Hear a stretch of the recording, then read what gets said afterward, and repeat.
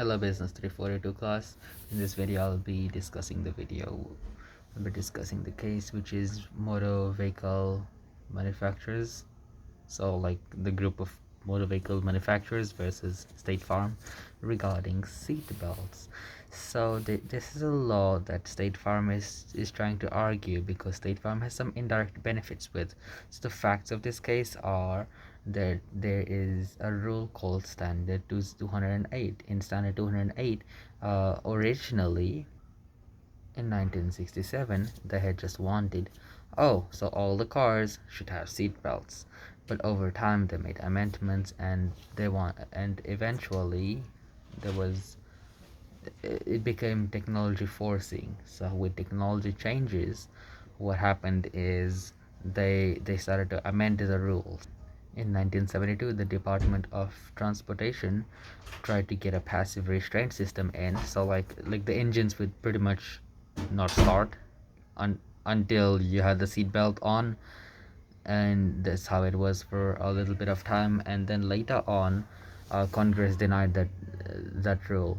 So there was a time in which it was really hard for auto manufacturers to make profit, and things were just hard on the auto manufacturers. And to add this passive restraint system on would mean more costs. I believe like something like 6,000 or something like that is the amount that's spent on average with new cars. So to add on to that for safety purposes would be overbearing on them. However, State Farm here has a good reason to pursue this. If drivers have to absolutely wear seat belts and have airbags and things like this on every single car, then State Farm starts to win because people will stop claiming for insurance, so they save a lot of money. So that's the purpose of argument. So State Farm said that the rescission made by NHTSA, which is the National Highway Traffic Safety Administration, was arbitrary and capricious, which is pretty much like really random of them and very moody of them to do. Just, oh yeah, let's cancel this. And as as the Court of Appeals, they said, yeah, this was arbitrary and capricious. So now they are debating on whether there should be this passive return system or not. So it was arbitrary and capricious because they had never even thought about modifying Standard 208 to see whether the airbag technology would help alongside the seat belts. So in other words, there was no mention of airbags being necessitated.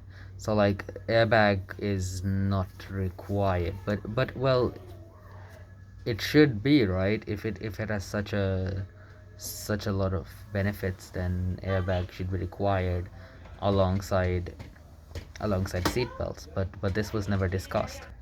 So the way in which the agency had done the rescission on the seatbelt case, it is not sufficient enough because we don't see enough proof, and that's why we call that this is arbitrary and capricious, and this is not a product of like good decision making.